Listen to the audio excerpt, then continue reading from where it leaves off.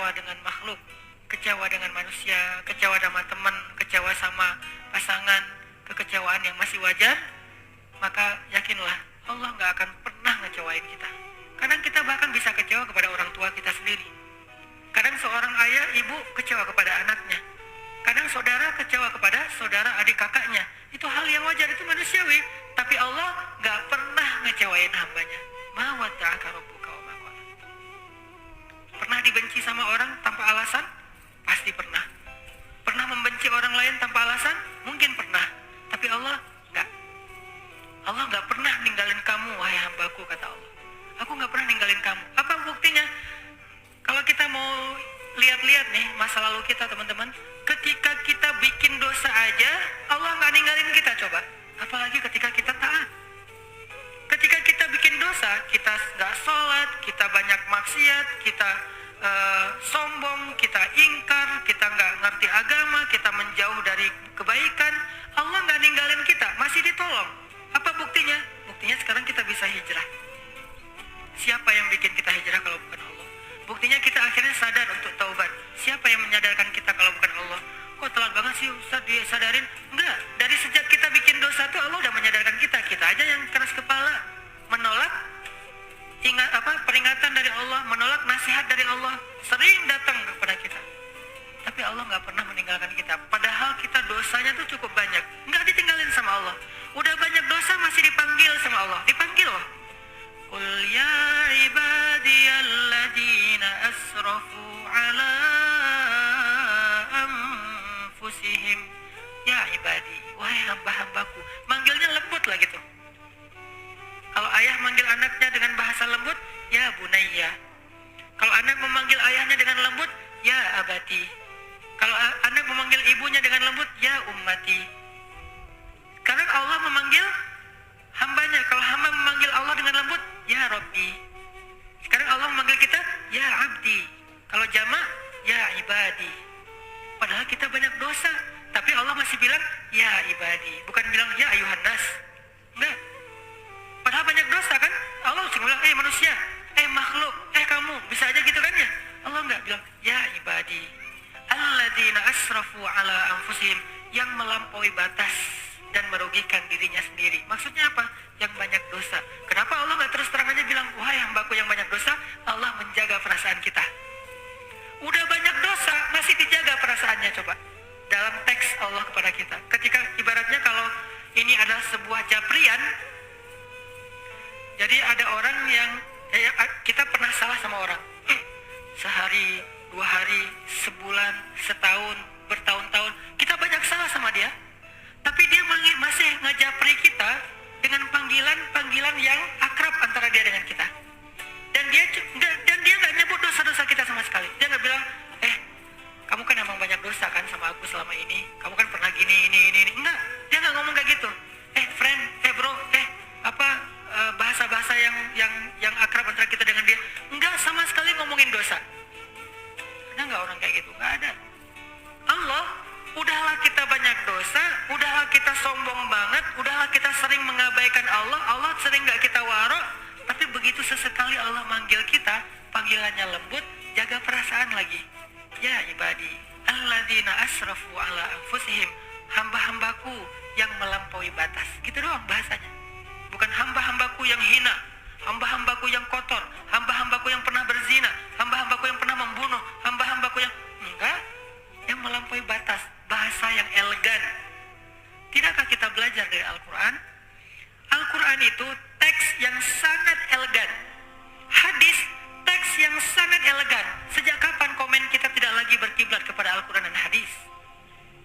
Kita mengaku pembaca Al-Quran, tapi kita komennya tidak Qurani. Kita mengaku mempelajari hadis, tapi komen kita tidak nyunnah. Arti nyunnah gak elegan seperti Nabi. Pernahkah Nabi menggunakan istilah-istilah yang tidak baik untuk orang lain? Sampai Nabi mengatakan apa?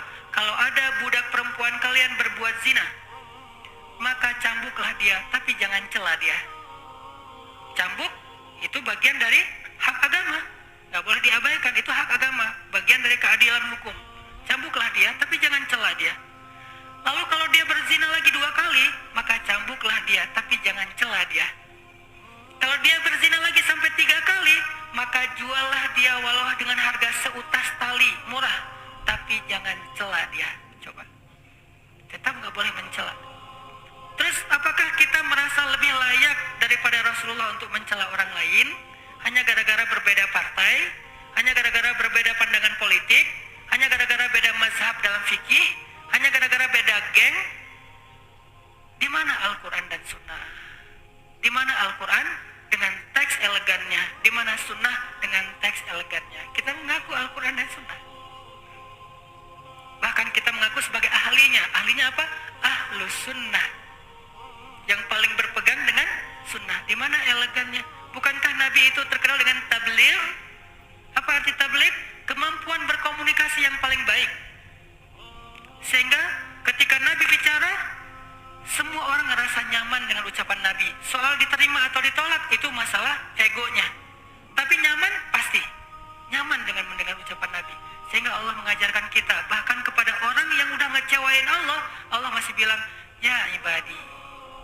Sampai ketika Nabi Musa mau ketemu Jibril, Allah tahu banget Musa. Karena Musa orangnya, karena beliau adalah orang yang gagah, karena beliau adalah orang yang terbiasa bicara belak-belakan, beda dengan Harun. Musa dan Harun ini dua karakter yang berbeda. Harun diplomatis. Kalau Musa, dia apa adanya, karakternya. Karena Allah tahu kayak gitu, akhirnya Allah bilang, waqula lahu qawlan layyinan. Nanti kalau ketemu Firaun, jangan lupa ya, ngomongnya pelan-pelan aja. Layyin, yang lembut, yang santun, jangan marah-marah. Ketemu siapa? Firaun. Apakah kita lebih rendah dari Firaun? Sehingga kita layak untuk dimarahi atau kita memarahi orang lain? Apakah teman kita hanya beda masalah sepele, dia lebih jelek dari Firaun? Enggak. Kalau ke Firaun aja dibilang qula lahu qawlan layyinan, lalu siapa yang kita ajak bicara? Sejak kapan istri kita boleh kita sebut dengan ucapan yang buruk? Sejak kapan suami kita boleh kita sebut dengan ucapan yang buruk? Sejak kapan ulama kita boleh kita panggil dengan ucapan yang buruk? Bahkan menyebut kata si saja tidak pantas untuk ulama atau orang yang berdakwah. Apakah dia lebih rendah daripada Firaun? Hanya gara-gara beda mazhab dan persepsi tentang masalah agama? Tidak. Jadi Allah kepada orang yang marah, kepada orang yang mengecewakan Allah aja Allah bilang ibadi alladzina asrafu ala anfusihim.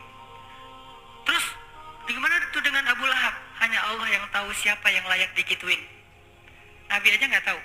Nabi ketika turun ayat baru dibacain. Nggak Nabi duluan kan yang memanggil, dia Abu Jahal. Enggak, Allah yang nyuruh. Dia Abu Lahab, Allah yang nyuruh, tabban. Tapi kalau yang lain, Nabi enggak.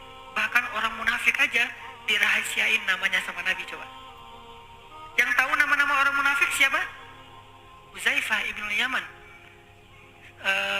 Sahibus sirri Rasulillah. Dialah yang menjaga rahasia Nabi, Huzaifah ibn Yaman. Nabi nggak ngasih tahu nama-nama orang munafik terus diposting, dirilis di media sosial biar semua orang tahu nih munafik ya, nih munafik, nih munafik. Enggak, kenapa? Karena Nabi tidak mau mencela orang lain. Cukup Huzaifah aja yang tahu. Kenapa? Biar nanti kalau ada apa-apa Huzaifah bisa mengambil sikap.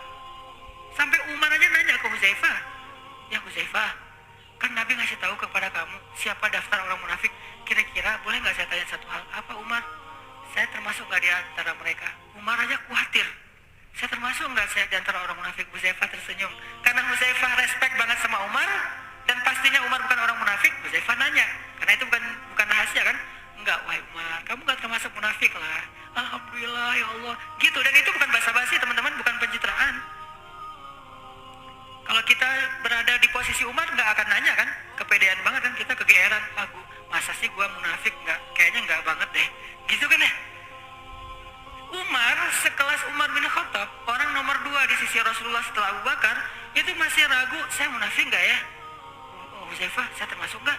Kata Huzaifah, enggak, wahai Umar, kamu nggak termasuk lah. Kata Umar, kalau gitu di antara pejabat saya ada nggak? Nah, kata Huzaifah, ada sih. Yang mana? Rahasia. Nabi suruh saya menjaga rahasia, saya nggak akan ngebocorin. Ya udah deh, kalau gitu ntar saya juga tahu lah. Gimana caranya? Kalau ada pejabat Umar yang meninggal, Umar nggak akan datang mensolati dia kalau nggak ngelihat Huzaifah datang mensolati dia. Kalau Huzaifah nggak mensolati, oh berarti dia tuh emang munafik. Jadi caranya nunggu Huzaifah ibn Yaman sampai Huzaifah wafat baru nggak bisa lagi kedeteksi mana orang munafik. Sehingga di zaman sekarang tiba-tiba kita mengklaim orang lain munafik, tapi kalau kita mengatakan itu sifat nifak, ya munafik sama nifak beda teman-teman. Munafik itu orangnya, nifak itu sifatnya. Jadi tanda-tanda kemunafikan, tapi orangnya belum tentu disebut munafik. Tanda-tanda artinya jangan sampai kita mirip dengan tanda-tanda itu gitu. Makanya Allah bilang, ya ibadi alladzina asrafu ala anfusihim la taqnatu min rahmatillah. Jangan berputus asa dari rahmat aku, kata Allah.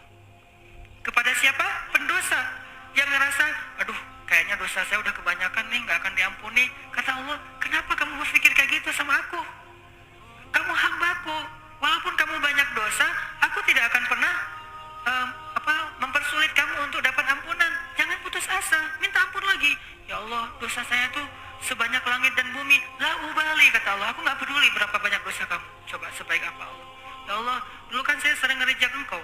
Engkau panggil saya sehari 5 kali, saya reject. Kalau dipanggil sama atasan, saya datang. Dipanggil sama pacar, bukan datang lagi, lari. Kalau engkau yang panggil, saya abaikan ya Allah. Gak apa-apa, kata Allah. Coba, kurang pemaaf apa? Sehari 5 kali Allah manggil kita, teman-teman. Ngajak ketemuan. Gimana bahasa Allah ngajak ketemuan? Hayya 'alas shalah.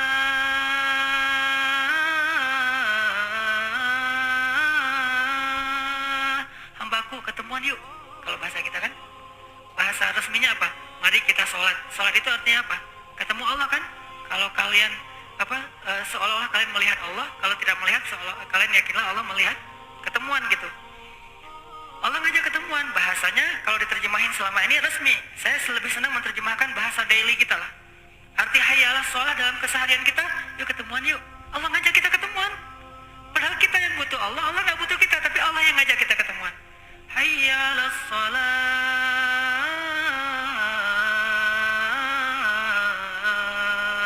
Yuk ketemuan yuk, Allah panggil. Lembut lagi panggilannya, kecuali muazinnya lagi ngambek. Tapi paling lembut tuh muazin habis diputusin ya, itu lembut banget.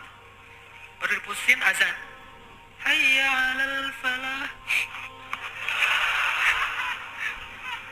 Azan paling baper tuh, habis diputusin. Allah manggil kita, terus apa yang buat kita berat langkah? Menunda-nunda panggilan Allah. Allah ngajak ketemuan kita kayak gak datang gitu, kayak berat banget. Apa? Takut kita yang harus bayarin. Allah bilang, hayya 'alal falah. Tenang aja, aku yang bayarin. Kalau bahasa kita, falah itu apa? Untung, kamu gak bakalan rugi, tenang aja. Udah kamu kok yang bayarin, aku yang traktir, aku yang kasih kerjaan, aku. Ntar kalau misalnya kamu ninggalin sesuatu terus rugi, aku ganti kok. Jadi Allah ngejanjiin kita gak bakalan rugi dengan ketemuan sama Allah, kan gitu kan ya? Hambaku ketemuan yuk. Aduh ya Allah, ada kerjaan, gak apa-apa, nanti aku bujuk atasan kamu supaya gak marah, kata Allah. Aduh ya Allah, ini lagi banyak pembeli nih, gak apa-apa, nanti berapa, aku ganti. Aduh ya Allah, di situ mah mahal, biar saya yang bayar. Aduh ya Allah, apapun alasan kita karena kita takut rugi, Allah bilang, gak apa-apa, ketemuan aja. Hayya 'alal falah, kamu pasti untung. Alasannya apa lagi coba? Allah ngajak ketemuan, Allah ngejamin kita gak bakalan rugi. Jadi kalau bahasa kita, hambaku ketemuan yuk, gak usah khawatir, aku yang bayarin. Oh ada kerjaan ya, ntar aku gantiin. Oh ada pelanggan ya, ntar aku tambahin rezeki kamu. Terus apa alasan kita gak datang? 5 kali sehari Allah panggil. Padahal dibuka dan ditutup dengan kata-kata Allahu Akbar, Allah yang paling agung. Tapi manggil kita, harusnya kan kita yang begging ke Allah ya, Allah ketemuan dong please. Harusnya kan kita kan ya, harusnya kita bilang Allah hayya 'alas shalah, yuk sini ketemuan sama saya, kan harusnya gitu kan. Kita ke Allah, ya Rabbi. Enggak, Allah yang manggilin kita. Ini agak-agak unik nih. Yang butuh siapa? Yang ngajak siapa? Kan gitu. Padahal Allah nggak butuh kita. Ghaniyun 'anil alamin. Allah nggak butuh sama sekali. Kita kufur serentak semuanya, itu nggak ngurangin kebesaran Allah. Walaupun ibu kita baik-baik ke kita, wajar. Karena sayang plus berharap suatu saat kita jadi anak yang berbakti, anak yang ngedoain orang tua, anak yang nanti akan menjaga orang tua, kan gitu kan. Sayang plus ada harapan. Tapi kalau Allah sayang doang, nggak pakai ada harapan-harapan apapun. Cuman kasihan aja sama kita, sayang aja sama kita, nggak mau kita rugi, nggak mau kita celaka, nggak mau kita hina. Allah sayang gitu doang sama kita. Hayya 'alas shalah, udah dipanggil kita reject. Ya Allah, Allah kan sering manggil saya tapi saya reject. Gak apa-apa, kata Allah. Ya Allah, saya pernah selingkuh loh. Nyelingkuhin Allah, maksud nyelingkuhin Allah, menduakan Allah, mentigakan Allah, mengempatkan Allah. Selingkuh kan? Gimana perasaan kita kalau diselingkuhin? Mau nggak manggil-manggil? Ketemuan yuk. Tapi kan aku pernah nyelingkuhin kamu. Oh ya? Wah. Bisa. Kalau ketahuan selingkuh gimana? Nggak akan dimaafin lagi seumur hidup. Sampai bukan cuma di dunia akhirat. Kalau selingkuh, Allah kita selingkuhin tuh sering. Allah yang kasih nikmat, terima kasihnya ke makhluk. Allah yang ngasih nikmat, kita persembahannya ke makhluk. Allah yang ngasih nikmat, kita sujudkan jidat kita ke makhluk. Allah yang ngasih nikmat, kita ngaku Tuhannya bukan dia. Bukankah ini bagian dari kita menduakan, mentigakan dalam konsep Islam? Dalam konsep Islam, kita memperlakukan Allah kayak gitu.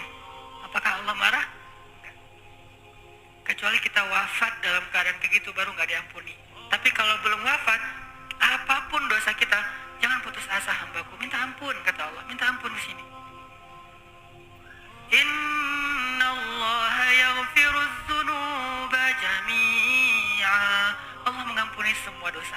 Gak ada yang enggak. Ya Allah, dosa saya tuh langit dan bumi, aku tidak peduli. La ubali, aku gak peduli. Ya Allah, saya pernah gini, la ubali. Ya Allah, saya pernah gitu, la ubali. Saya gak peduli, gak peduli. Yang penting kamu minta ampun, ya. Berapa kali bilang astagfirullah? Cuma sekali, cukup. Sekali doang mengampuni semua dosa-dosa kita di masa lalu yang bertahun-tahun lamanya. Kurang apa? Baiknya Allah Subhanahu wa taala. Itu maksud dalam berbuat dosa aja Allah nggak ninggalin kita. Apalagi ketika kita taat. Terus kalau berbuat dosa aja Allah masih sayang sama kita, gimana kalau kita taat kira-kira? Maka apa yang membuat kita khawatir untuk taat sama Allah? Apa yang membuat kita khawatir untuk memilih pilihan Allah? Apa yang membuat kita khawatir untuk sujud kepada Allah? Apa yang membuat kita khawatir untuk melangkahkan kaki ke rumah Allah? Apa yang membuat kita khawatir untuk menyebut nama Allah? Apa yang membuat kita khawatir untuk berdoa kepada Allah? Apa yang membuat kita khawatir untuk tetap istiqomah di jalan Allah? Apa? Takut ditinggalin sama Allah? Dulu dosa aja nggak ditinggalin, apalagi sekarang berpahala. Dulu maksiat aja Allah nggak ninggalin, apalagi sekarang taat. Terus apa masalah kita? Bukti Allah nggak ninggalin kita, sampai sekarang kita masih hidup. Sampai sekarang kita masih sehat. Sampai sekarang kita masih punya keluarga. Sampai sekarang kita dikasih hidayah lagi tuh. Berarti ma wadda'aka rabbuka wa ma qala. Rabbmu gak pernah ninggalin kamu, hambaku. Ini dalam konteks kita. Kalau dalam konteks Nabi, karena beliau tidak pernah berbuat dosa, maksud tidak pernah meninggalkan tuh Allah selalu ngebimbing Nabi, selalu mencukupkan kebutuhan Nabi dan seterusnya. Kalau dalam konteks kita, dalam kita bikin dosa aja Allah nggak ninggalin kita. Mungkin sebagian teman-teman pernah ngerasa hampir celaka gara-gara dosa kan ya? Gara-gara tawuran, gara-gara perang antar geng, gara-gara narkoba, gara-gara maling, gara-gara apa, rampok. Mungkin pernah, termasuk dulu kan pernah tampil di sini juga seorang sahabat kita yang pernah ngerampok, udah gitu ketangkap sama warga masa, diikat, disiramin bensin, udah dinyalain tuh korek tuh, tinggal dilempar aja udah kebakar hidup-hidup. Di detik-detik itu injury time, tiba-tiba datang aparat, tiba-tiba datang polisi, akhirnya dia selamat masuk penjara. Di penjara dia belajar Islam, hijrah, taubat, alhamdulillah sekarang udah berubah. Dan bukankah banyak orang yang mengalami pengalaman kayak gitu? Siapa yang telah menyelamatkan dia? Siapa yang menahan tangan orang yang memegang korek api tadi untuk tidak langsung melempar? Siapa yang telah menjadikan aparat berwajib datang dengan waktu yang tepat? Ma wadda'aka rabbuka wa ma qala. Harusnya kalau mau hitung-hitungan nih, gara-gara riba mungkin kita tuh udah celaka dari dulu. Tapi nggak celaka, cuma susah doang. Ya susah kita sendiri yang cari kan ya. Tapi celaka enggak. Allah tahan supaya nggak kita celaka, dan Allah tahan supaya kita segera taubat, supaya nggak nambah lagi. Mungkin kalau kita nambah lagi, udah celaka nih. Alhamdulillah kita dapat hidayah. Ya udah segitu aja deh hutang kita, 100 M. Kalau nggak dikasih hidayah mungkin 1 triliun. Karena 1 triliun juga kalau dimasukin ke perut manusia, itu nggak bikin dia kenyang kan? Bukankah kata Nabi, kalaupun dimasukin langit dan bumi ke perut manusia nggak bikin dia kenyang, karena hawa nafsunya. Jadi karena Allah beri kita hidayah, ya udah deh cukup 100 M aja. Sekarang kamu tinggal mikirin gimana ngelunasin hutang-hutang kamu, bukan terpuruk sampai sekian ratus M. Allah tetap menyelamatkan kita, teman-teman. ma wadda'aka rabbuka wa ma qala. Sekarang kita belajar, bisa nggak ketika kita sepi, ketika kita sendiri, kita tetap merasa ada yang nemenin. Ini yang kita coba pelajari. Al-unsu billah, kalau dalam bahasa pesantrennya. Apa arti al-unsu billah? Berduaan sama Allah. Al-unsu billah, berduaan sama Allah. Bisa nggak kita? Coba latih deh berduaan sama Allah.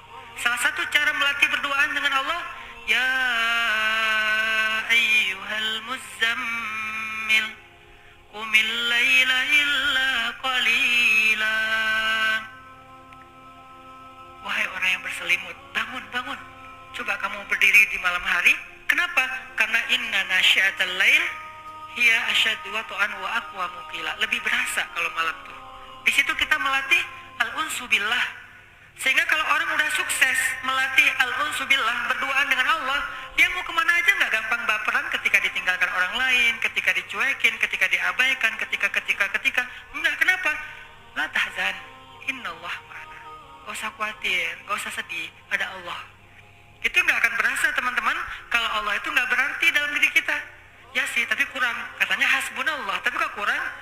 Nah, kita latih. Latihannya apa? Salah satunya dengan malam berdiri.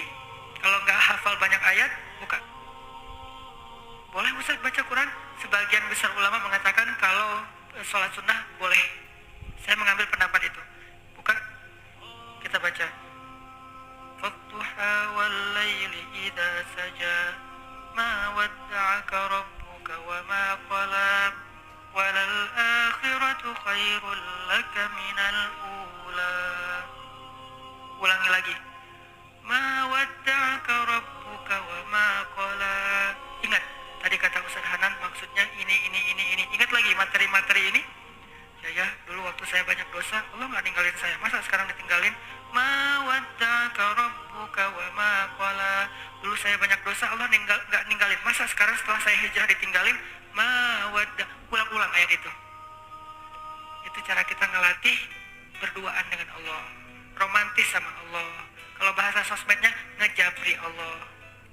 Bukan sekedar rame.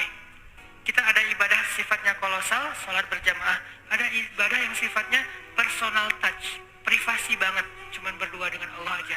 Qiyam, malam hari, duduk, tilawah. Atau habis subuh, latihan yang lebih ringan lagi habis subuh. Atau duha. Karena bangunnya mungkin jam 9, oke lah.